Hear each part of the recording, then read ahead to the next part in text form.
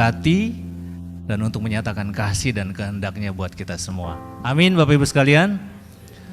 Baik, saya akan memimpin kita dalam doa untuk mengawali ibadah pada siang hari ini. Sama-sama kita berdoa. Terpujilah namamu Tuhan Bapa di surga, Tuhan yang maha baik, Tuhan yang mengasihi kami dengan kasih setia Tuhan yang tidak pernah berkesudahan dan selalu baru setiap hari.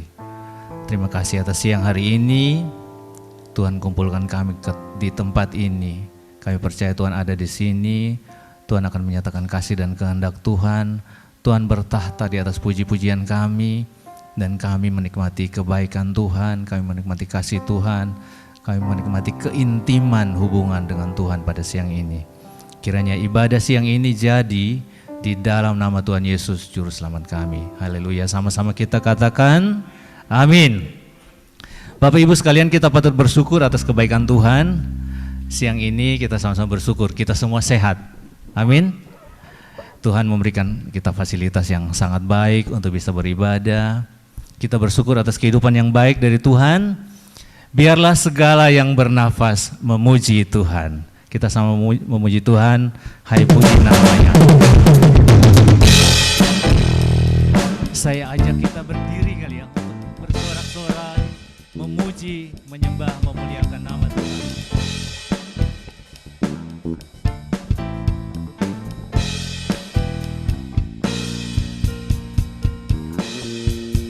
Hai puji namanya, terang cahaya, dan puji namanya, hai cakrawala.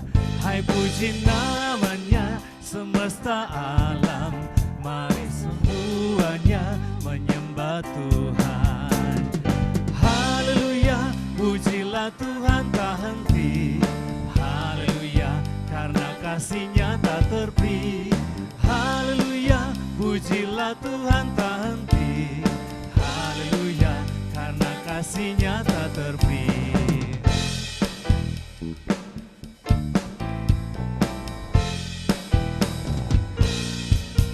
Hai puji namanya ikan di laut, dan puji namanya burung di langit.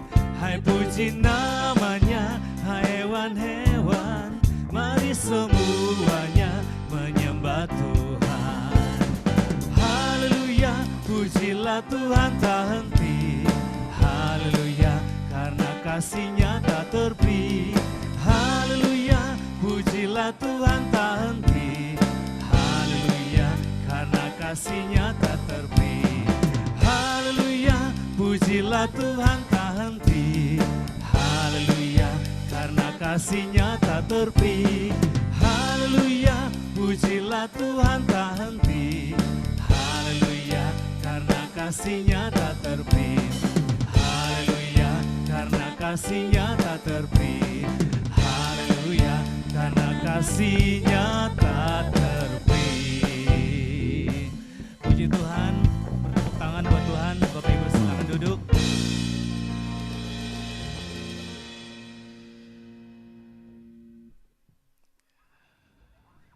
Ada sukacita ya, pikirannya tidak lagi di kantor yang sedang dikejar-kejar deadline ya. Luar biasa. Kita akan sama-sama belajar kebenaran firman Tuhan yang akan dibawakan oleh hambanya Evangelis Eca Sumantri. Sebelum itu kita akan siapkan hati kita, kiranya menjadi tanah yang gembur, yang siap ditabur oleh kebenaran firman Tuhan. Saya teringat ada suatu quotes yang terkenal, kalau bagi yang suka nonton film, Spider-Man ya. Great power comes great responsibility. Saya percaya kita semua di sini punya tanggung jawab yang besar menurut saya, karena kita bertanggung jawab bekerja di perusahaan ini. Kita punya tanggung jawab juga di lingkungan kita masing-masing, di rumah tangga kita masing-masing, di tempat pelayanan kita masing-masing. Nah, atas responsibility itu kita memerlukan hikmat Tuhan.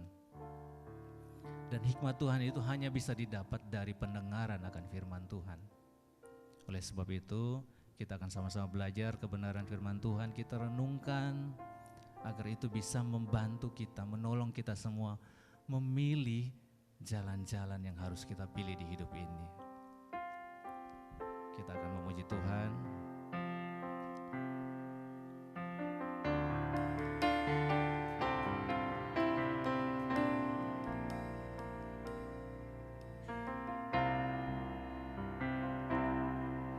Ketika ku hadapi kehidupan ini, jalan mana yang harus ku pilih? Ku tahu ku tak mampu, ku tahu ku tak sanggup, hanya Kau Tuhan tempat jawabanku. Aku pun tahu ku tak pernah sendiri, sebab Engkau Allah yang menggendongku. Tangan-Mu membelaiku, cinta-Mu memuaskanku. Kau mengangkatku ke tempat yang tinggi. Janji-Mu seperti fajar pagi hari, dan tiada pernah terlambat bersinar. Cinta-Mu seperti sungai yang mengalir, dan ku tahu betapa dalam kasih-Mu. Sekali lagi kita nyanyikan. Aku pun tahu ku tak pernah sendiri, sebab Engkau Allah yang menggendongku. Tangan-Mu membelaiku, cinta-Mu memuaskanku. Kau mengangkatku ke tempat yang tinggi. Janji-Mu seperti fajar pagi hari, dan tiada pernah terlambat bersinar. Cinta-Mu seperti sungai yang mengalir, dan ku tahu betapa dalam kasih-Mu.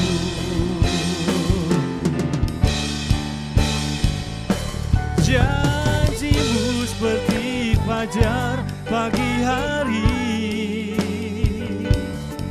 dan tiada pernah terlambat bersinar.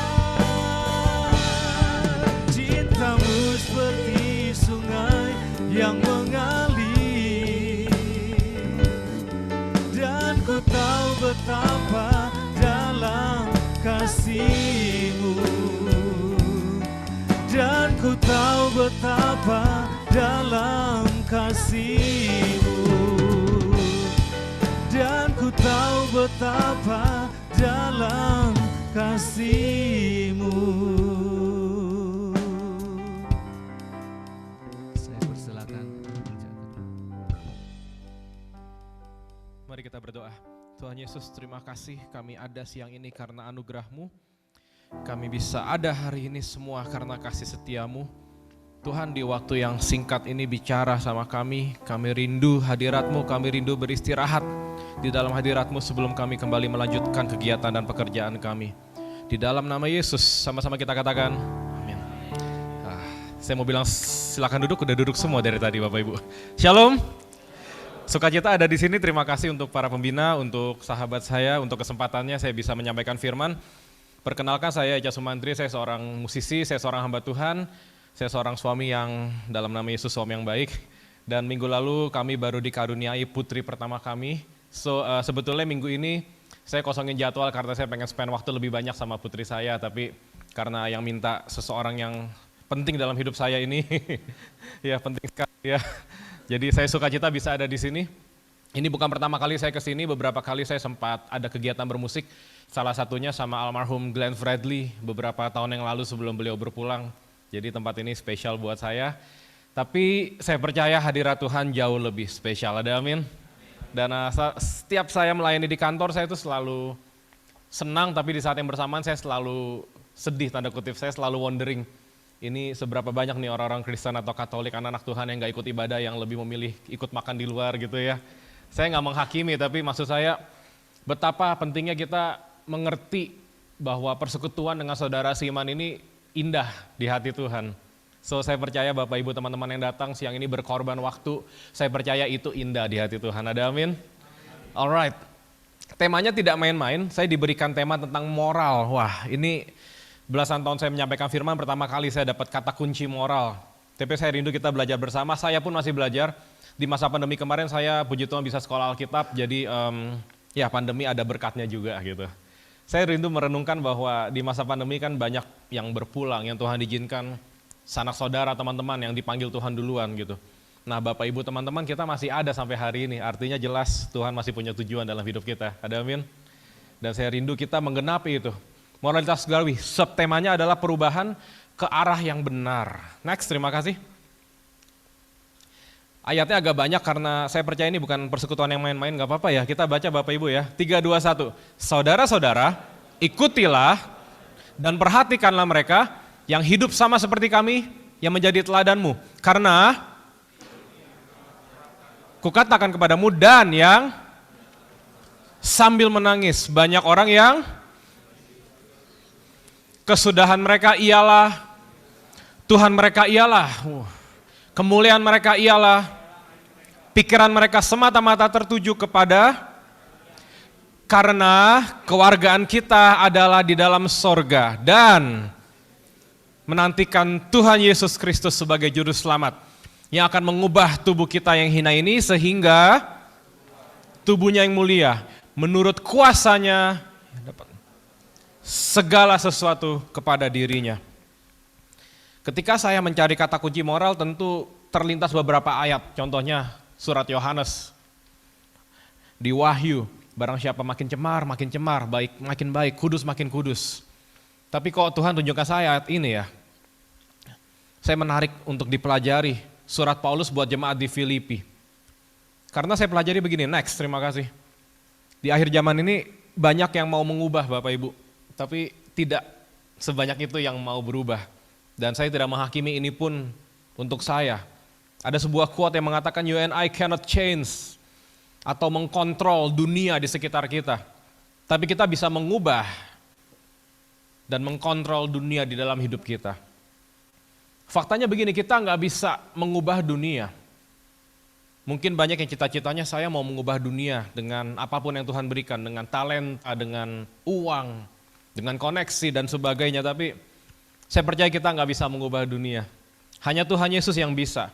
Makanya kalau kita perhatikan, tadi Paulus bilang ini, ikutilah teladanku dan perhatikanlah mereka yang hidup sama seperti kami yang menjadi teladanmu. Paulus sedang menunjukkan, sedang pointing kepada Tuhan Yesus. Makanya ketika Yesus datang ke dunia, dalam hal penyambutan, ini menarik, ada dua golongan Bapak Ibu. Pertama, mereka yang mau bertobat. Nah, mereka yang mau bertobat, mereka tertarik untuk berubah. Kalau mau bertobat hatinya, mereka senang sama Yesus. Tapi mohon maaf, banyak yang tertarik sama Yesus hanya ketika mereka berpikir, oh saya dilibatkan nih untuk mengubah dunia. Kan Yesus ketika datang itu mengguncang, menggemparkan dunia. Saya percaya banyak sekali peristiwa di akhir zaman ini yang mengguncangkan dunia, tapi saya percaya nggak bisa dibandingkan dengan 2025 tahun yang lalu ketika ada Tuhan Yesus. Yesus mengubah segalanya dan banyak orang yang, ayo dong, libatkan saya dalam perubahan itu. So, banyak yang mau mengubah bersama Yesus, tapi saya percaya hati Bapa, hati Yesus, hati Roh Kudus adalah mengubah kita terlebih dahulu. Yang mau bertobat bersukacita dengan kedatangan Yesus, yang mau bertobat sukacita dengan ibadah siang ini. Tapi mohon maaf, yang belum mau bertobat, Tuhan Yesus firman-Nya jadi ancaman buat mereka. Seberapa banyak di akhir zaman ini anak-anak Tuhan yang pilih-pilih ayat, ya kan? Ayat ini bagus buat saya, ayat yang ini enggak. Ayat yang ini oke nih untuk 2025, ayat yang ini kayaknya kurang relevan dengan saya. Dan kita mulai mengkotak-kotakan Alkitab. Kita mulai pilih-pilih ayat firman Tuhan. Jangan salah paham, saya percaya semua sudah digenapi di dalam Yesus. Tapi perjanjian lama juga penting Bapak Ibu. Kalau kita terlalu fokus sama perjanjian baru tanpa ilmu yang benar, kita akan berpikir bahwa oh ini zaman kasih karunia, saya bebas saja bikin dosa. Gak apa-apa, sekali selamat tetap selamat dan sebagainya. Actually semalam saya kembali mempelajari tentang, ini mungkin terlalu dalam tapi izin saya share tentang Calvinist versus Arminian. Bahkan ada penggabungannya di antara kedua itu.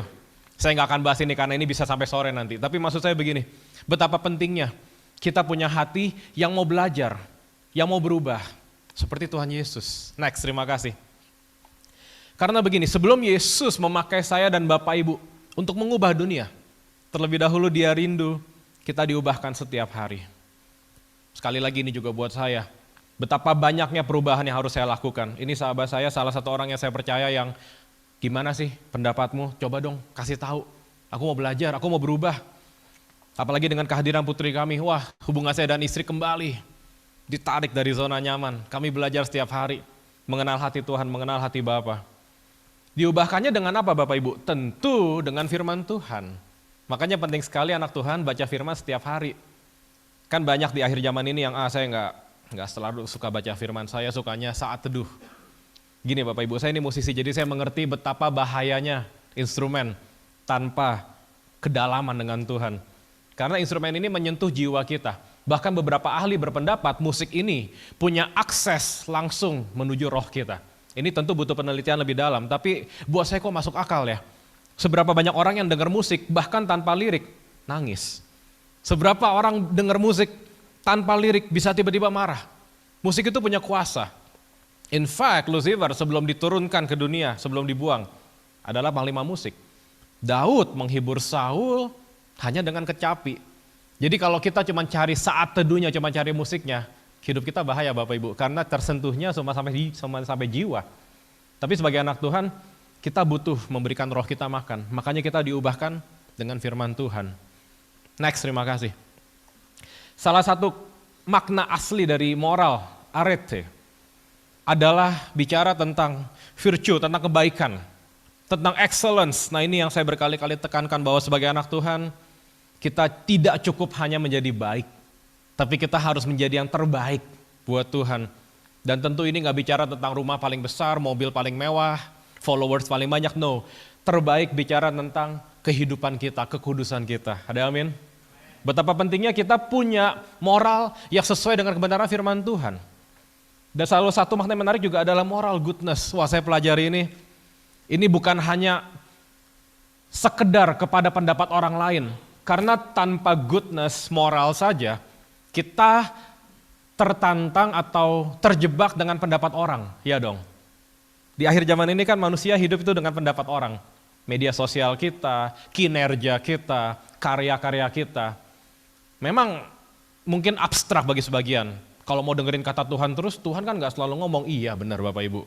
Tapi kan kita gak bisa hidup dari pendapat orang. Karena dunia akan selalu membenarkan yang menurut mereka benar. Makanya Paulus bilang janganlah kamu menjadi serupa dengan dunia ini. Ini peringatan untuk kita semua. Karena kita masih bekerja di dunia. Inilah komedinya tanda kutip Bapak Ibu. Kita ditempatkan Tuhan di dunia tapi jangan menjadi seperti orang dunia. Ini tidak head to head, tidak bisa dibandingkan. Tapi kurang lebih kita ditempatkan di Amerika dan perintahnya jangan hidup seperti orang Amerika. Susah Bapak Ibu. Apalagi ini bukan hanya bicara fisik, ini bicara tentang roh jiwa, tentang kehendak, prinsip. Tapi jelas Alkitab punya standar yang jelas tentang moral. Alkitab jelas punya tolak ukur yang jelas tentang moral. Saya selalu percaya bahwa Alkitab punya jawaban atas semuanya. Termasuk ketika kita membahas tentang mendiskusikan moral, Alkitab adalah jawabannya. Karena moral dunia, standar dunia itu selalu berubah.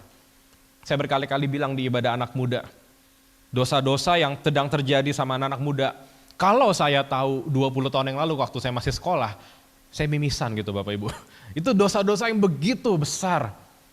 Saya tuh jarang ngikutin film-film lagi, tapi tentu ada satu, it's not serial, itu film Disney judulnya Wicked, ya. Dan mereka sedang bikin Apalah itu red carpet di Singapura jadi ramai banget di media sosial dan jelas itu film yang demonik. Saya nggak anti sekuler, saya masih bekerja di dunia sekuler, tapi itu film demonik yang disukai anak-anak kecil Bapak Ibu. Betapa mengerikannya dunia ini. Saya sama Raden selalu bahas gimana anak-anak kita nanti ya, nonton apa mereka. Karena wah dunia makin jahat. Saya nggak bilang kita harus anti sekuler, YouTube hapus, Spotify hapus, nggak juga Bapak Ibu. Ya, banyak sekali pendalaman firman Tuhan yang bisa kita pelajari dari media sosial. Tapi maksud saya adalah kita harus punya batasan tolak ukur yang jelas. Moral ini seperti apa? Di sini ada penggemar film Korea, boleh angkat tangan? Korea Selatan, Korea Utara. Oma saya sebelum dipanggil Tuhan, sukanya nonton drama Turki, ratusan episode Bapak Ibu. Ya kayaknya dia bosan makanya dia memutuskan untuk pulang saja ke rumah Bapak. Begitu banyak hiburan yang sayangnya kalau kita nggak sungguh-sungguh mengerti moral, arete sesuai firman Tuhan, kita jadi terhibur tanpa dasar yang benar. Film Korea mulai banyak LGBT-nya, jangan marah sama saya. Saya nggak anti, saya mengasihi semua, tapi dosanya jelas saya anti.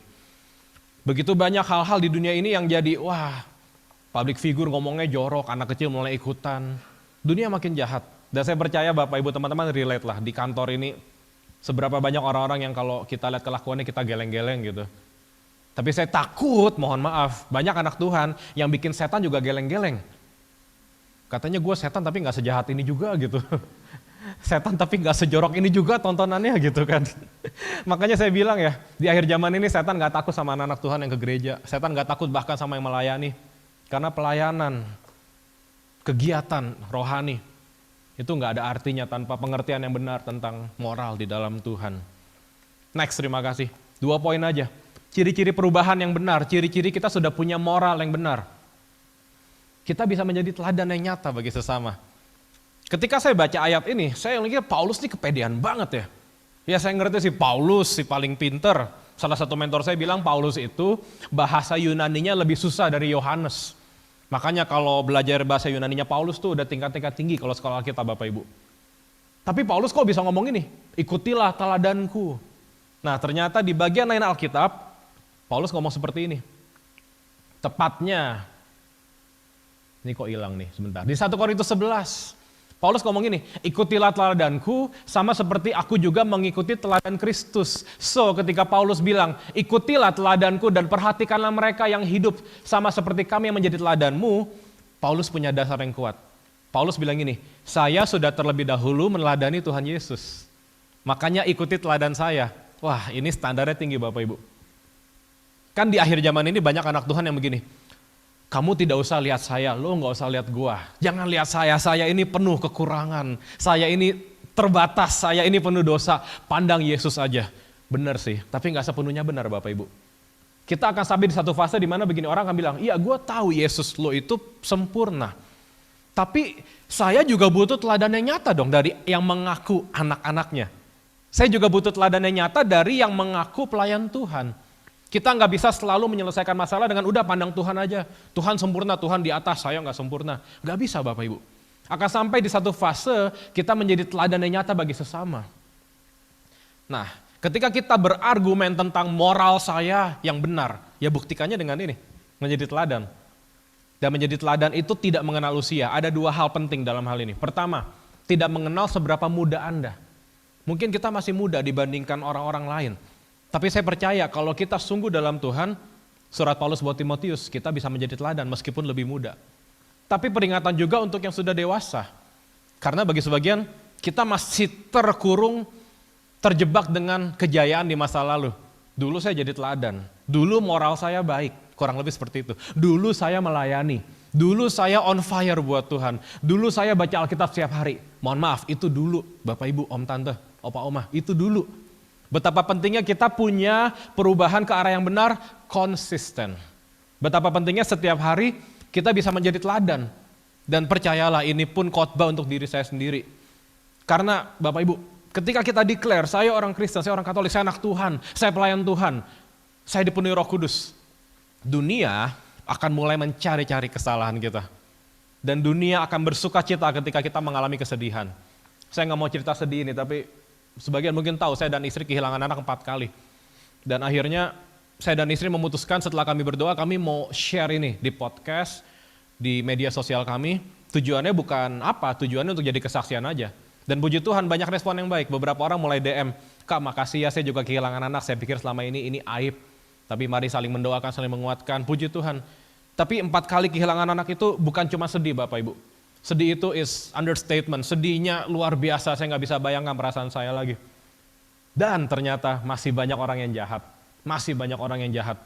Komen-komen itu masih saya screenshot dan saya simpan di HP saya. Mungkin kapan-kapan mau saya post gitu. Maksudnya bukan untuk mengungkit, tapi sebagai gambaran bahwa dunia ini jahat sekali.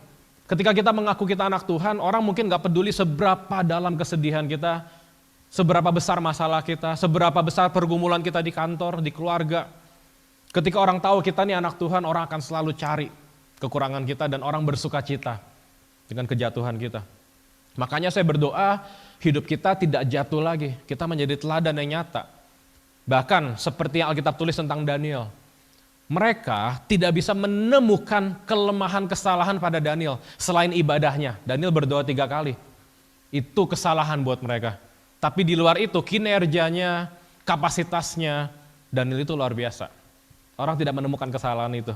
Saya tahu it's a long way, ini perjalanan yang panjang. Tapi saya berdoa kita bisa menjadi teladan yang nyata. Ada amin. Sehingga kita bisa bersaksi tentang Yesus dengan lebih bebas. Iya dong, mohon maaf ya kalau kita, mohon maaf, kerjanya gak beres. Saya deh sebagai musisi amit-amit, saya main musiknya jelek. Saya datangnya terlambat terus, saya pernah ada di fase itu. Kalau saya bikin musik jelek, berantakan, temponya berantakan kemana-mana. Terus saya bilang, Tuhan Yesus baik, mohon maaf, orang akan bilang omong kosong. Iya gue tahu Yesus lu baik, tapi main lu berantakan, main musik lu berantakan. Kerjaanmu berantakan gak beres. Iya saya tahu Tuhan Yesusmu baik, tapi Anda sama istri kayak gitu, mohon maaf. Sama suami kayak gitu. Saya tahu Yesus baik, tapi sama anaknya begitu. Betapa pentingnya kita mengerti keteladanan ini penting untuk menjadi kesaksian kita. Betapa pentingnya keteladanan untuk betul-betul membuktikan ada Yesus di dalam hidup kita. Ada amin? Next, terima kasih. Ini poin terakhir. Kita semakin fokus kepada perkara sorgawi. Nah, Paulus sudah tulis begini. Ini ayat keras banget buat saya. Kesudahan mereka ialah kebinasaan. Tuhan mereka ialah perut mereka. Waduh, bukan berarti makan salah Bapak Ibu ya. Kalau akhir bulan nanti mau all you can eat nggak apa-apa gitu. Cuman maksudnya ketika yang utama buat kita adalah memuaskan daging kita, bukan Tuhan kita. Jelas kesudahannya kebinasaan. Kemuliaan mereka, waduh ini kalau kita pelajari bahasa aslinya, kita pelajari struktur kalimatnya, ini menarik sekali. Kemuliaan disandingkan dengan aib mereka. Wah, Alkitab ini keren banget. Kata Paulus, kemuliaan mereka ya aib mereka. Pikiran mereka semata-mata tertuju kepada perkara duniawi. Semata-mata artinya fokusnya, prioritasnya perkara duniawi. Begini Bapak Ibu, saya nggak anti sama Tuhan memberkati, Tuhan memberikan mujizat. In fact, saya dan istri baru mengalami setelah 6 tahun kami punya mujizat kecil di rumah kami. Jadi saya nggak anti dengan itu. Saya nggak bilang salah mengumpulkan uang. Kita semua butuh uang, tapi jangan jadi hamba uang. Ada amin. Kita harus fokus dengan kehidupan. Tapi kita harus menyadari begini, bahwa di dunia ini sementara saja. Saya tuh baru menyelesaikan lagi pembacaan kitab Pengkhotbah. Ini yang tulis Raja Salomo, raja paling kaya, yang istrinya paling banyak, yang hartanya paling banyak, yang hikmatnya paling besar. Dan ketika saya baca ayat itu, energi saya terkuras Bapak Ibu. Ketika saya baca Pengkhotbah tuh, saya kayak lemes, saya ngantuk gitu, kayak aduh, ini kitab kok gelap banget ya. Tapi di situ Salomo tulis semuanya sia-sia. Saya nggak bermaksud membuat kita semua down di ruangan ini, tapi uang yang kita kumpulkan, kekayaan, harta, prestasi, at the end sia-sia Bapak Ibu. Saya pernah mewakili Indonesia ke luar negeri bermusik, dan saya pikir sampai di sini akan ramai pemberitaannya. Ternyata enggak, biasa aja. Saya pernah menang sebuah penghargaan, pialanya ada di rumah, 1-2 hari media sosial saya rame, 3 hari, 4 hari mulai hilang, seminggu orang udah lupa. Betapa pentingnya kita memusatkan excitement kita, semangat kita hanya kepada Tuhan Yesus. Karena Paulus tulis gini, kewargaan kita adalah di dalam surga. So, kita di bumi ini numpang aja Bapak Ibu. Tolong bilang sebelahnya, numpang doang. Numpang aja. Sementara aja. Ngekos aja. Ya, kalau kosannya digusur nggak apa-apa Bapak Ibu. Kewargaan kita di surga, dan dari situ juga kita menantikan Tuhan Yesus Kristus sebagai juru selamat. Again, keseluruhan ayat ini adalah Paulus sedang memusatkan perhatiannya, sedang pointing out kepada Yesus. Semua tentang Yesus. Jangan sampai karena pekerjaan, waktu bersama Tuhan jadi berkurang bahkan hilang. Jangan sampai karena kita terlalu sibuk bekerja, nggak sempat baca Alkitab, nggak sempat saat teduh. Jangan sampai karena kita terlalu sibuk bekerja, kita jadi nggak ke gereja. Karena saya pelajari ya, cara setan menarik seseorang itu nggak pernah langsung ini Bapak Ibu, set ketarik, nggak. Pelan-pelan. Cinta Tuhan, mohon maaf, mulai ngomong jorok dikit, masih ke gereja, mulai kompromi sama dosa, mulai ke gerejanya berkurang, mulai baca Alkitab males, mulai mohon maaf gerejanya online, mulai lama-lama nggak perlu ke gereja lah, saya gereja, mulai lama-lama nggak perlu Tuhan lah, semua orang itu baik. Kesesatan itu perlahan tapi pasti. Makanya penting sekali untuk kita mengingat, kita fokusnya perkara surgawi. Saya tuh percaya bahwa setiap dari kita ada di musim kehidupan yang berbeda ya. Saya dan istri kami sedang,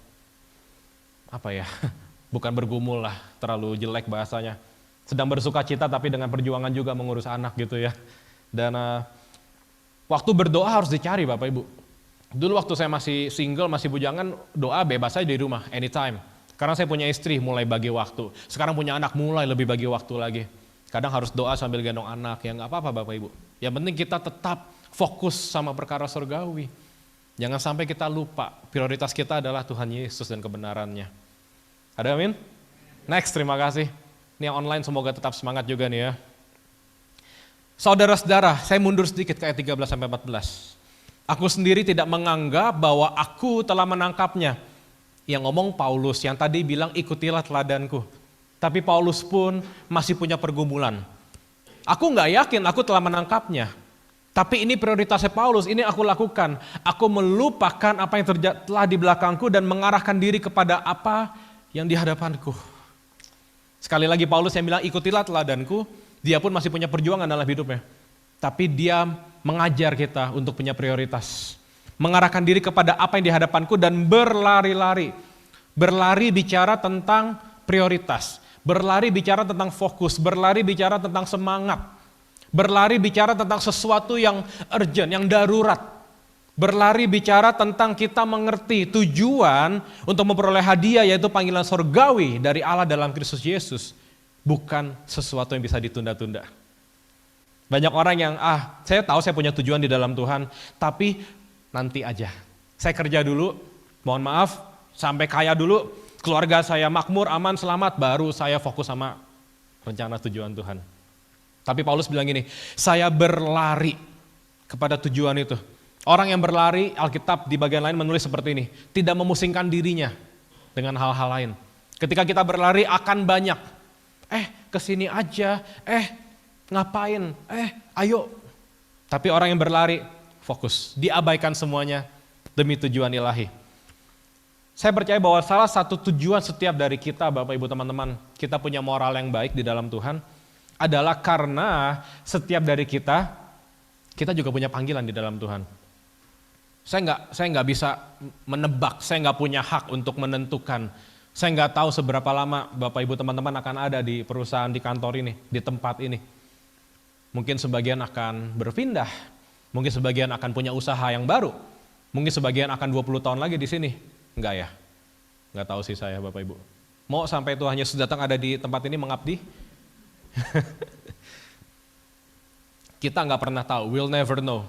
Tapi selama Tuhan menempatkan kita di tempat ini, selama Tuhan menempatkan kita di keluarga Telkom ini, selama kita ada di tempat ini, pastikan kita menyadari tujuan kita.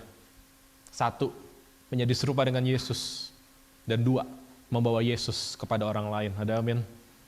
Karena sekali lagi Bapak Ibu, prestasi, kinerja, terobosan, itu orang akan lupa kok.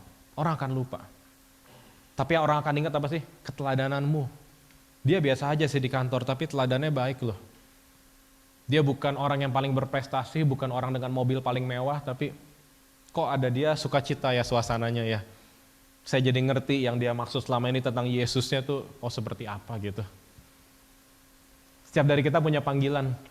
Saya mengajak siang ini kita bukan hanya berterima kasih untuk panggilan itu, Tapi kita juga mau berlari mengejar panggilan itu. Setiap dari kita kan denominasi gerejanya berbeda Bapak Ibu ya. Setiap dari kita nih keluarga rohaninya berbeda. Cara ibadahnya berbeda, ada yang angkat tangan, ada yang enggak, ada yang nangis, ada yang enggak. Ada yang berbahasa roh, ada yang tidak. Tapi kita ini satu tubuh di dalam Tuhan. Dan saya berdoa siang ini Tuhan betul-betul merekatkan panggilannya sama kita. Bahwa kita ini punya tujuan di dalam Tuhan. Menjangkau jiwa-jiwa. Yuk saya mau ajak Bapak Ibu teman-teman sebelum kita tutup ibadah ini kita mau berdoa, bersyafaat sejenak untuk jiwa-jiwa. Di area ini, di keluarga kita bahkan. Mari kita berdoa. Terima kasih Tuhan Yesus. Yuk Bapak Ibu sejenak ambil waktu untuk berdoa sama Tuhan. Tuhan sedang berikan 1-2 nama dalam hatimu, doakan. Tapi kalau Anda mau berdoa untuk diri Anda sendiri juga gak apa-apa. Saya pun butuh didoakan. Karena bicara moral ini perubahannya every single day, setiap hari. Tuhan, aku berdoa supaya aku bisa punya moral yang baik. Supaya apapun yang aku lakukan Tuhan, bisa aku pertanggungjawabkan di hadapan-Mu. Tuhan, aku berdoa supaya setiap gadget kami, HP kami, laptop kami dipenuhi dengan hal-hal yang bisa kami pertanggungjawabkan moralitasnya Tuhan.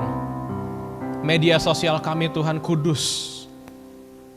Percakapan kami, WhatsApp grup kami Tuhan Engkau kuduskan Tuhan. Kami betul-betul percaya Tuhan, kami harus punya moral yang baik di dalam Tuhan. Kami harus punya moral yang bisa kami pertanggungjawabkan.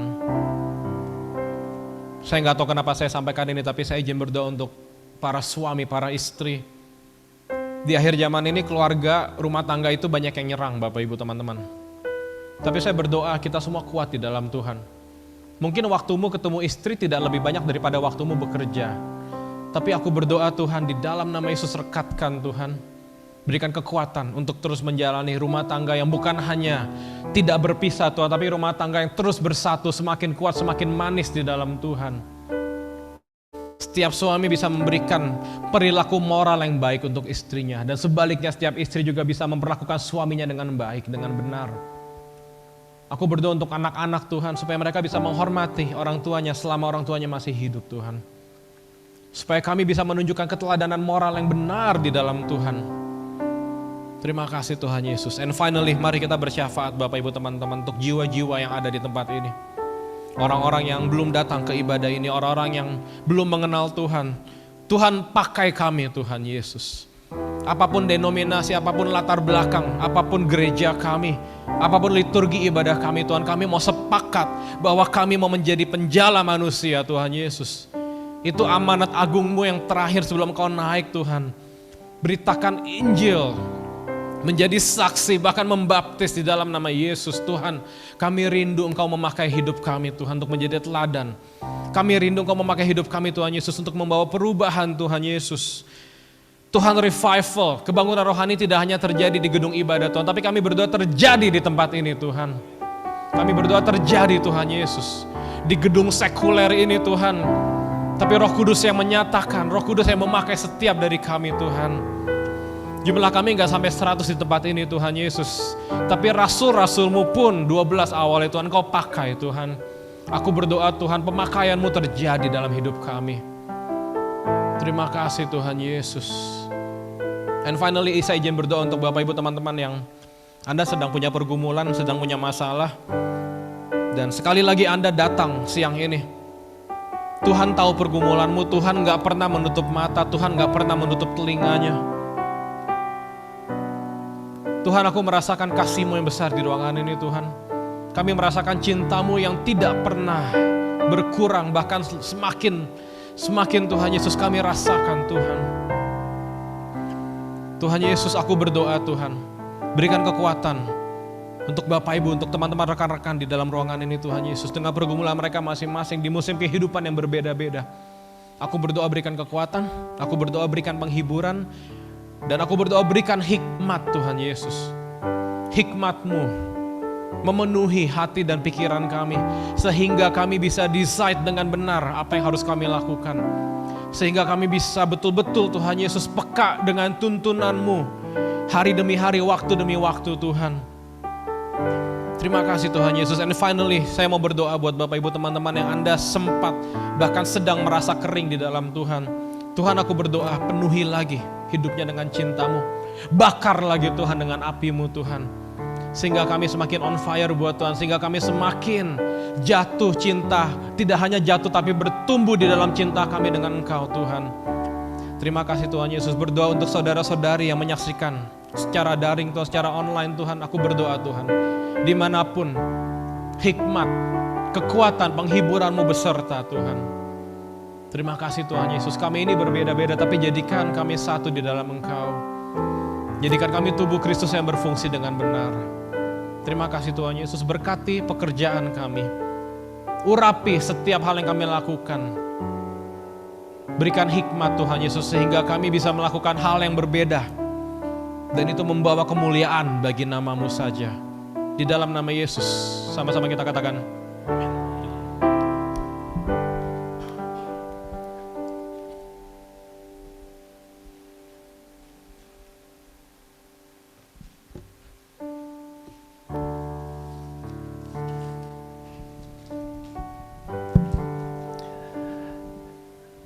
Kita bersuka cita karena diberkati siang hari ini, amin. Untuk Mas Eca, selamat atas kelahiran Eloise ya kalau nggak salah ya. Luar biasa, ini Mas Eca sedang musim bunga mungkin di rumahnya kali ya. Kita semua, saya percaya di setiap musim hidup kita ada Tuhan. Kiranya pelayanan Mas Eca baik di musik maupun di pelayanan yang lain, keluarga juga semakin diberkati Tuhan. Meresponi kebenaran firman Tuhan yang kita dengarkan siang ini, kita akan sama-sama memberikan persembahan. QRIS-nya ada di depan Bapak Ibu sekalian atau di sekitar tempat duduk kita. Kita sama-sama akan memuji Tuhan sambil memberikan persembahan. Ku percaya janji Tuhan ajaib dalam hidup kita.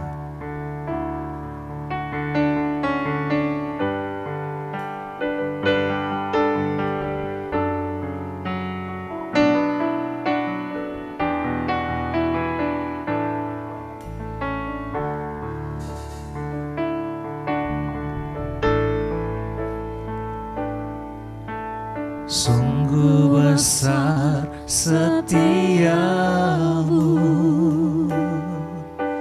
Kau nyatakan bagiku. Kau Bapa yang selalu mengerti isi hatiku. Kemuliaan-Mu Kau janjikan, aku tetap percaya. Ku percaya janji-Mu ajaib, terukir dalam kehidupanku. Ku berserah di dalam kekuatan-Mu, ku percaya.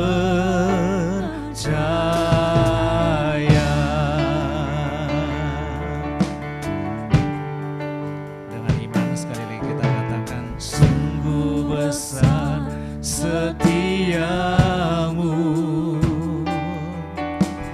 Kau nyatakan bagiku. Kau Bapa yang selalu mengerti isi hatiku.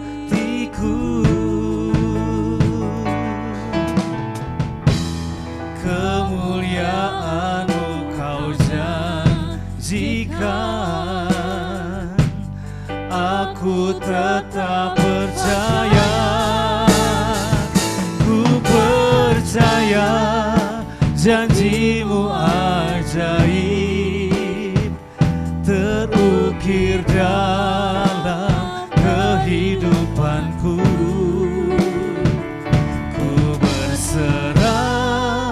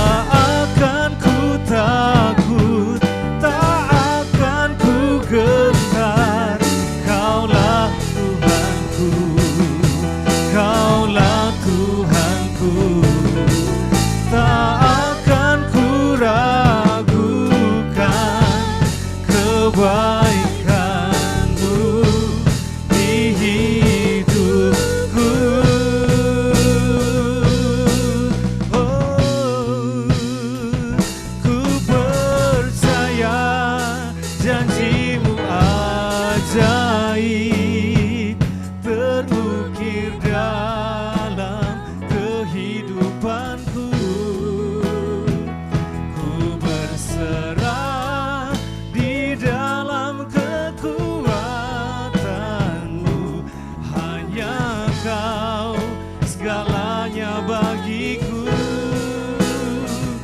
Ku percaya janjimu ajaib terukir dalam kehidupanku.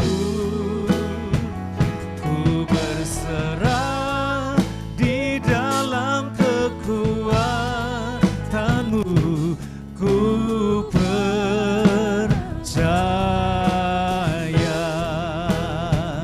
ku berserah di dalam kekuatanmu. Ku percaya,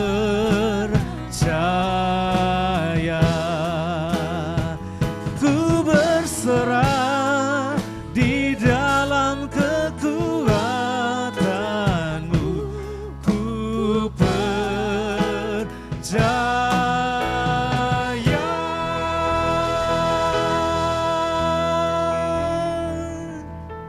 Terpujilah namamu Tuhan. Teman-teman, kita akan mendengarkan pengumuman dari pengurus Binro Telkom Group. Pada Pak Jove kami persilakan.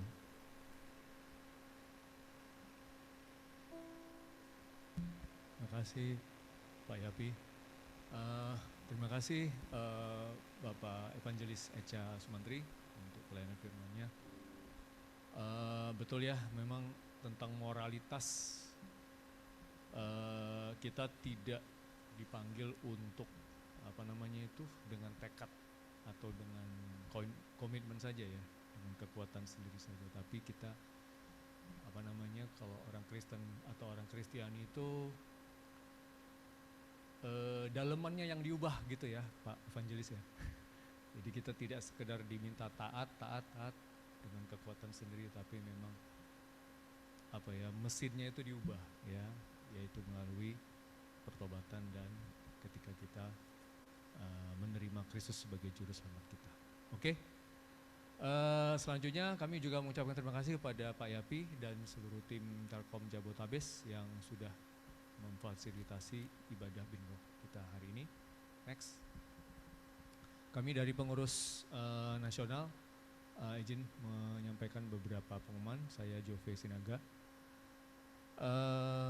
Yang pertama, tidak bosan-bosannya kita ingatkan supaya seluruh karyawan-karyawati Kristiani Telkom Group ya, Kristen dan Katolik di seluruh Nusantara itu ikut dalam ibadah setiap Jumat reguler ya. Kalau misalnya saya tahu beberapa binro Kristiani lokal itu sudah ada ibadah, tapi kan tidak selalu ya. Jadi bagi yang sedang tidak ada ibadah bisa mengikuti secara onsite maupun online. Kalau minggu depan tanggal 21 itu di sini lagi ya, di Telkomsel di TSO lantai 6. Kemudian hari Jumat 28-nya di Jakarta Barat ya, Telkom Akses. Nah, jadi yang sekitaran kantor-kantornya silakan datang onsite, yang di luar itu bisa online, dan ajak teman-temannya, saudara-saudari kita, baik yang karyawan ataupun yang outsource, yang non-organik boleh ikut. Lanjut. Nah, ini ya, ada lagu sekolah minggu ya, baca kitab suci gitu ya. Nah ini kita sudah difasilitasi dengan Telkomers Baca Alkitab, ini sudah minggu ke-85, periode ini akan berakhir di bulan Januari akhir tahun 2026. Jadi bagi berbahagialah bagi yang tetap setia di dalam program ini. Jadikan ini bukan hanya sekedar program rekan-rekan sekalian, tapi juga sarana untuk kita bertumbuh ya, untuk saat teduh, karena dunia saat ini penuh tantangan seperti tadi Pak Echa sudah sampaikan ya.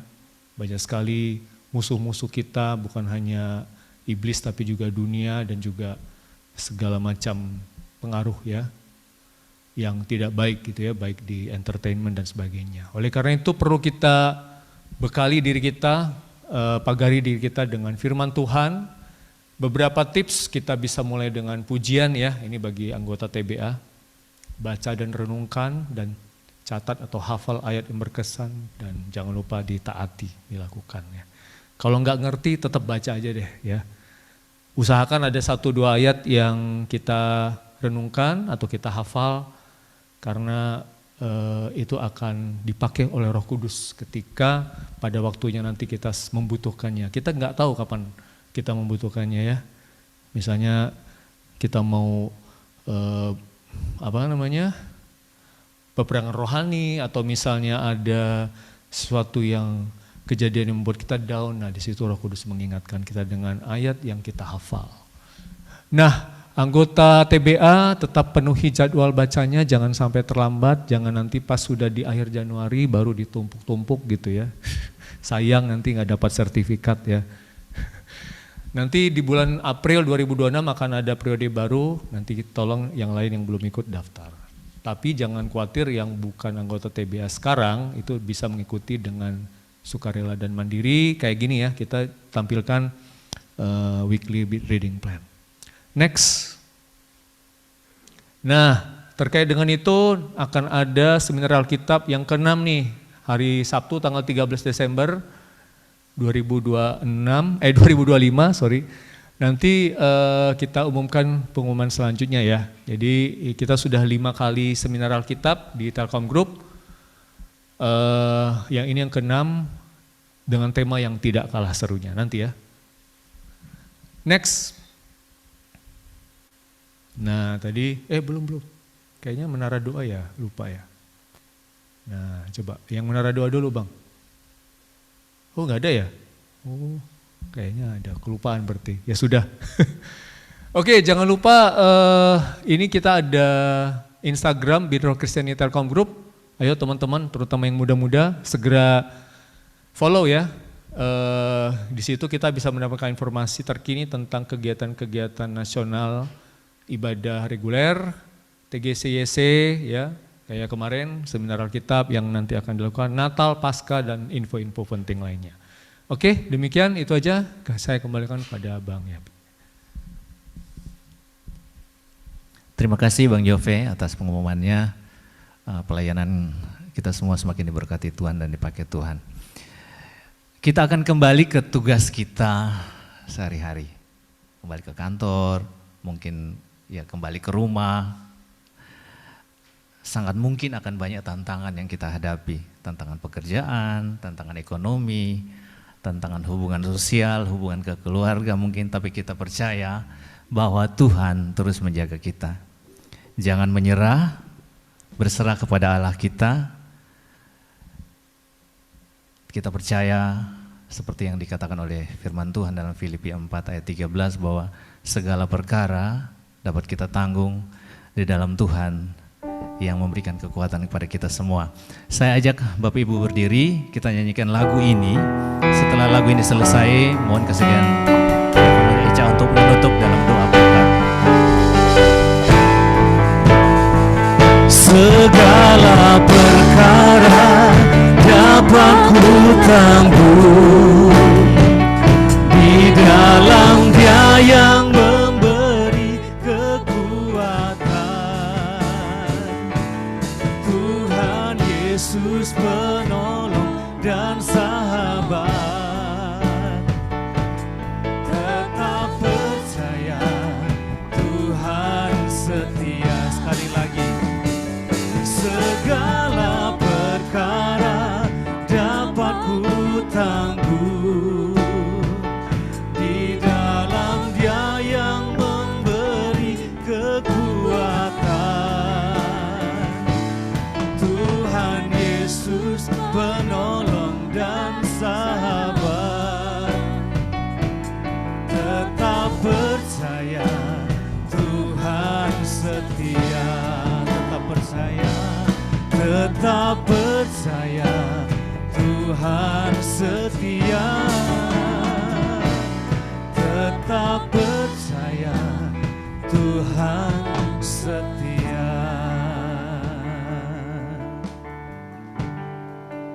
Mari kita kita angkat kedua tangan kita, kembalilah ke pekerjaan pelayanan kita masing-masing. Berkat dari Allah Bapa, cinta kasih sayang dari Tuhan Yesus, dan persekutuan dengan Allah Roh Kudus menyertai kita mulai dari hari ini sampai selama-lamanya.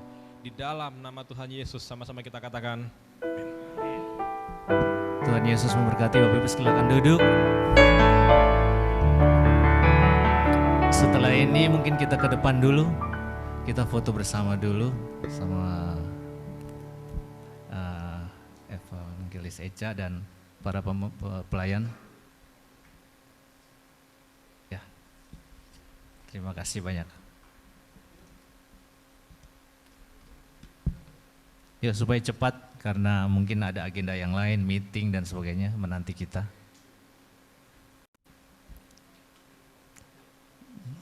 Tolong yang masih kuat lututnya berarti duduk di depan.